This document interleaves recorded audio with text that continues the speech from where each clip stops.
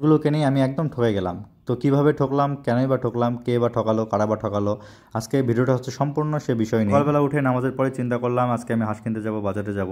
তো যেহেতু আমি হাঁস কিনি না কখনো, তাই ফুবুকে নিয়ে যাব। তো সেই জন্যই আমার যেতে যেতে বাজারে যেতে অনেক লেট হয়ে যায়, প্রায় আনুমানিক 12 থেকে 12:30 বেজে যায়। তো আমাদের বাড়ি থেকে আমাদের যে হাট বসে সেটা হচ্ছে প্রায় হচ্ছে 5 থেকে 7 কিলোমিটার দূরে। তো আমি অটোর মধ্যে যাচ্ছি, আমাদের এদিকে অটোটা বেশি চলে। তো অটোর মধ্যে যেতে যেতে বিভিন্ন রকম চিন্তা ভাবনা মনের মধ্যে আসতেছে।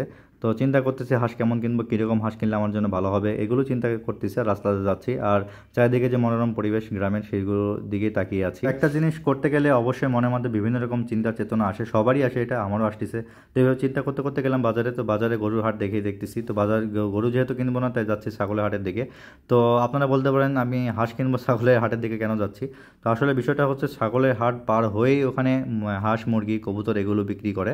তো সেজন্য আমাকে ছাগলের হাটের উপর দিয়ে যেতে হবে। তো আপনাদেরকে দেখানোর চেষ্টা করবো কেমন ছাগল উঠেছে। আজকের হাটে অনেক রকমের ছাগল উঠেছে, তার কারণ হচ্ছে বর্ষাকালে গৃহস্থরা ছাগল পালতে অনেক কষ্টকর হয়ে যায়, সেই জন্যই তারা বর্ষাকালে ছাগলগুলো বিক্রি করে দেয়। তো বেশি ছাগল হলে কি হবে, ছাগলের দাম প্রচণ্ড, তার কারণ হচ্ছে দালালি করে, গৃহস্থের কাছ থেকে আগে কিনে পরে তারা বিক্রি করে। এই জন্যই তারা অতিরিক্ত লাভের আশায় তারা এগুলো করে দেখেই তারা বেশি দামে এগুলো বিক্রি করে। তো অবশ্যই কেনার আগে আপনারা দাম করে আপনাদেরকে কিনতে হবে। তারপর আসলাম হাঁস মুরগির বাজারে বা হাটে। এখানে এসে দেখি আরও সিন্ডিকেট, অর্থাৎ গৃহস্থরা সকালবেলা আসছিল, আমি যেহেতু সকালে আসতে পারি না, তাই গৃহস্থদের কাছ থেকে পাইকাররা সকালে অল্প দামে কিনে তারা এখন চড়া দামে বিক্রি করতেছে। অর্থাৎ একটা হাঁস 250 থেকে 300 টাকাতে কিনে তারা এখন বিক্রি করতেছে 3 থেকে 400, 500, 550 টাকাতে বিক্রি করতেছে। তো হাঁস কেনার আগে আপনারা ওজন দেখবেন কেমন আছে ওজন যদি ভালো থাকে তাহলে সেই হাঁসগুলো সুস্থ এবং ভালো থাকে। তো আমার ফুপা দাম করতেছে, দেখতে পাচ্ছেন বিভিন্ন রকমের হাঁস দেখতেছে এবং দাম করতেছে।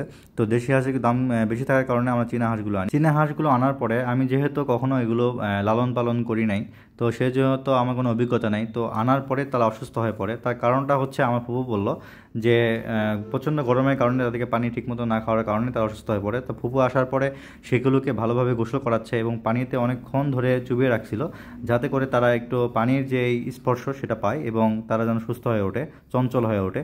তো তারপর আমাকে ফুপু বললো নাপা ট্যাবলেট আনতে, আমি বাজারে গিয়ে নাপা ট্যাবলেট আনি। তো তারপরে তারা যেহেতু খাচ্ছে না, তো তারপরে তাদেরকে মুখের মধ্যে জোর করে ঢুকিয়ে দেওয়া হলো নাপা ট্যাবলেট। তো তারা অবলা প্রাণী, তো তারা যদি বুঝতো যে ওষুধ খেলে তারা সুস্থ হয়ে যাবে, তাহলে অবশ্যই তাহলে জোর করতে হতো না, তারা অবশ্যই তারা নিজে থেকেই খেয়ে নিত।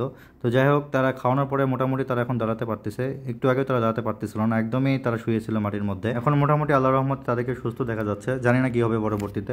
তো আপনারা এখান থেকে একটা বিষয় খেয়াল করবেন, সেটা হচ্ছে হাঁস মুরগি যেটা আনেন না কেন, আগে তাদেরকে প্রচণ্ড পরিমাণ পানি পান করাবেন, যাতে করে তারা সুস্থ থাকে। কিছু করার পরও, ট্রিটমেন্ট করার পরও একটা হাঁস মারা যায়, গত রাতে এটা মারা যায়। সেজন্য আমি এটা মাটি খনন করে পুঁতে রাখবো, যাতে করে এখান থেকে কোনো ব্যাকটেরিয়া বা ভাইরাস অন্য হাঁস মুরগি মধ্যে না ছড়ায়, সেজন্য এটা মাটির মধ্যে পুঁতে রাখা। আরেকটা কারণ হচ্ছে দুর্গন্ধ যেন না ছড়ায়, এই জন্য বেশি করে খনন করে মাটির মধ্যে এটা পুঁতে রাখতে হবে। যেটাই হোক না কেন, সব মিলিয়ে আলহামদুলিল্লাহ, আল্লাহ যা করে ভালোর জন্যই করে, একটা কথা আছে। তো আল্লাহ যেন আমার বাকি যে হাঁসগুলো আছে এগুলোকে সুস্থ দান করে, এই আশা করি। এবং আপনাদের কাছে দোয়া প্রার্থী আমি, যেন আপনারা দোয়া করবেন আল্লাহ যেন আমার বাকি হাঁসগুলোকে সুস্থ দান করে এবং আমি এইগুলো নিয়ে যেন সফলতার কাছে যেতে পারি।